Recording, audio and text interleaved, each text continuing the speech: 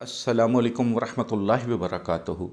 अल्लाह के हजूर झोली उठाकर दुआ गो हूँ कि मेरे मुसलमान भाई बहन दुनिया के किसी भी कोने में रहते हों, अल्लाह उनके लिए आसानी फरमाए। कोई किसी परेशानी में है, किसी तकलीफ़ में है, अल्लाह उनके साथ आसानी वाला मामला कर दे। जिन मेरी बहनों के घरों में खराबियाँ हैं, वो नाराज़ होके अपने माँ बाप के घर आ बैठी हैं, या खामन ने उनको घर से निकाल दिया है। अल्लाह उनके खामन के दिल में इतनी मोहब्बत डाल दे कि वो घर दोबारा बस सके। जो बीमार हैं, जिनके पास इलाज के लिए वसाइल नहीं हैं, मेडिसिन के पैसे नहीं हैं, अल्लाह गैब के ख़जानों से उनको इतना अता करे कि अल्लाह अपनी रहमत फरमा दे उन पर कि कभी उनको परेशानी ना आए, तंगदस्ती ना आए। जो मेरी बहनें घर में बैठी हैं, जहेज़ नहीं है, अच्छे रिश्ते नहीं मिल रहे, अल्लाह नेक और साले रिश्तों के लिए बंदोबस्त कर दे।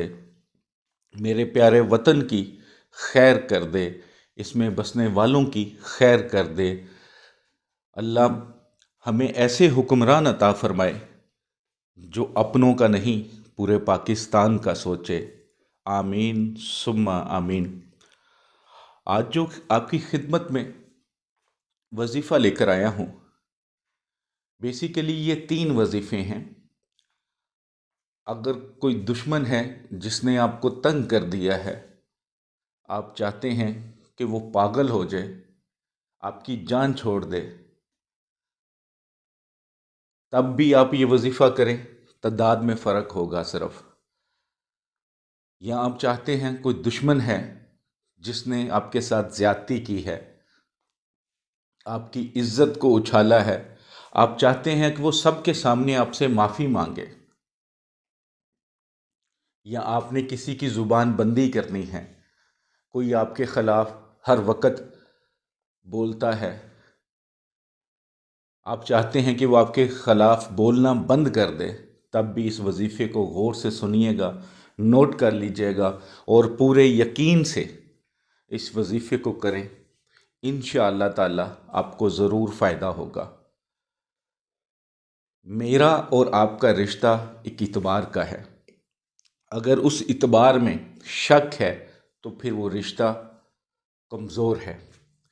इसी तरह आप कोई वजीफ़ा करते हैं या कोई भी कुरानी अमल करते हैं, अगर आपका यकीन कामिल नहीं है अल्लाह की रहमत पर, उस वजीफ़े पर, उस अमल पर, तो फिर वो कमज़ोर पड़ जाता है।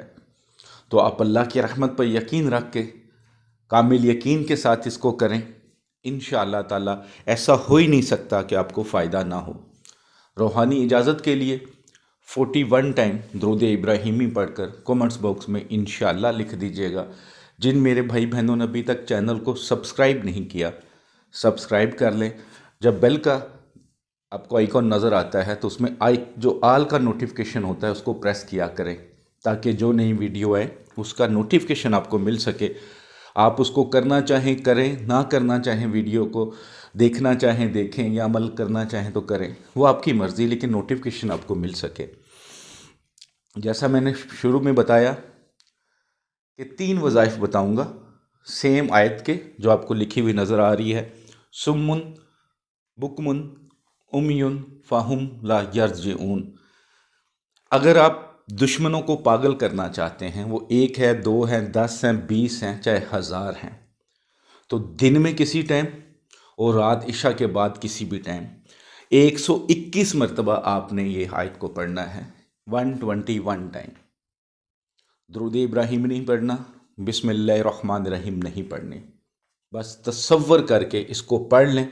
जितने भी लोग हैं उन सब के तसव्वुर में दम कर दिया करें। 11 दिन या ज़्यादा से ज़्यादा 21 दिन बिला नागा इस वजीफ़े को करें।